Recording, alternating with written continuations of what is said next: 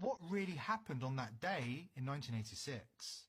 Thanks to the groundbreaking work of investigators, we now know that the official narrative and much of the news broadcast on that day was deeply misleading. Before we explain why they created such a hoax, here is a rundown of the surviving crew members. Number 1, Francis Richard Scobie, commander of the Challenger space shuttle. Born on May the 19th, 1939, Commander Francis Richard Scobie was 46 when he supposedly died in the Challenger explosion. He would be 75 years old if he were alive today. Strangely, there's a man also named Richard Scobie, the CEO of a Chicago marketing advertising company called Cows and Trees, who bears a striking resemblance, factoring in the 30-year time-lapse, to Commander Richard Scobie.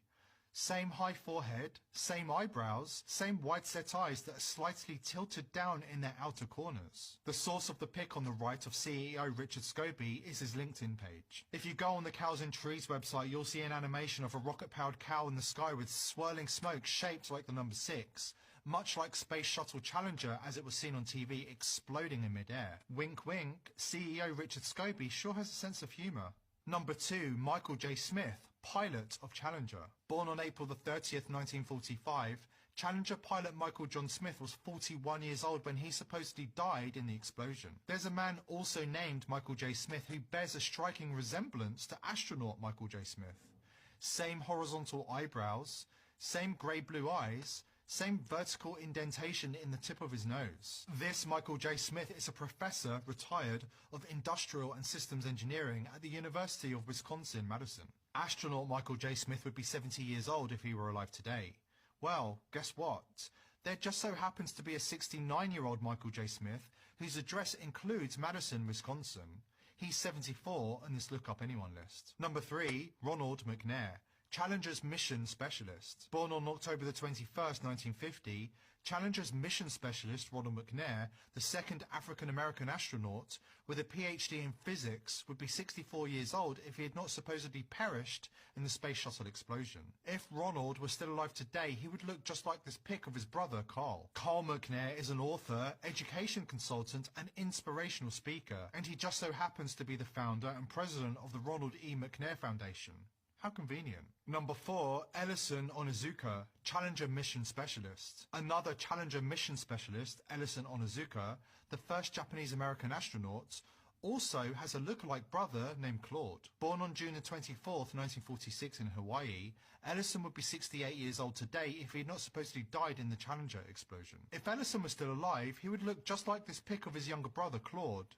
Same eyebrows, same eyes, same crow's feet wrinkles, same nose, even the same hair parting. Claude Onizuka is living out his days as a liquor adjudication board member of the Department of Liquor Control, County of Hawaii, Hilo, Hawaii. Number 5, Judith Resnick, Challenger Mission Specialist. Born on April the 5th, 1949, Challenger Mission Specialist Judith Arlene Resnick, with a PhD in electrical engineering, was the first Jewish American astronaut to go into space and the second female American astronaut.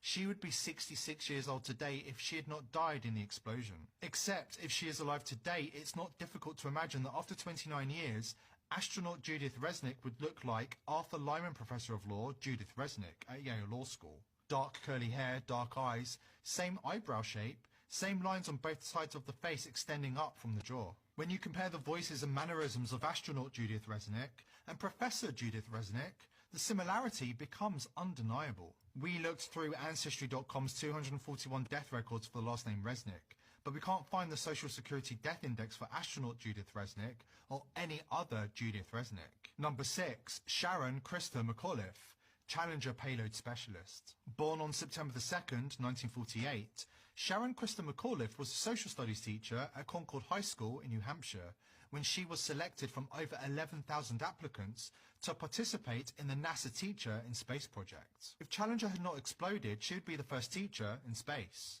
If she had not died in the Challenger disaster, McAuliffe would be 66 years old today. Well, there's a Sharon A. McAuliffe, an adjunct professor at Syracuse University College of Law, who kind of looks like an older astronaut McAuliffe, factoring in the 30 years time lapse. Look at the cowlick of hair, sweeping from the centre of their hairlines to the left side of their foreheads. It may also be entirely coincidental that Syracuse law professor Sharon is a cousin of Terry McAuliffe, the current governor of Virginia, who was co-chairman of President Bill Clinton's 1996 re-election campaign and chairman of Hillary Clinton's 2008 presidential campaign. Terry McAuliffe, an advocate of gun control, is also very much concerned about NASA funding issues. In the end, we need to ask ourselves this question.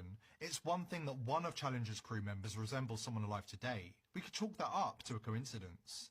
But it's another thing entirely that 6 members of the Challenger crew have doppelgangers who are alive and in some cases with exactly the same names. Richard Scobie, Michael J. Smith, Judith Resnick and Sharon McAuliffe, and are working at high levels in their original careers. What are the chances of that? You don't have to be a NASA boffin to know that those odds defy statistical probability. So why would NASA create another hoax?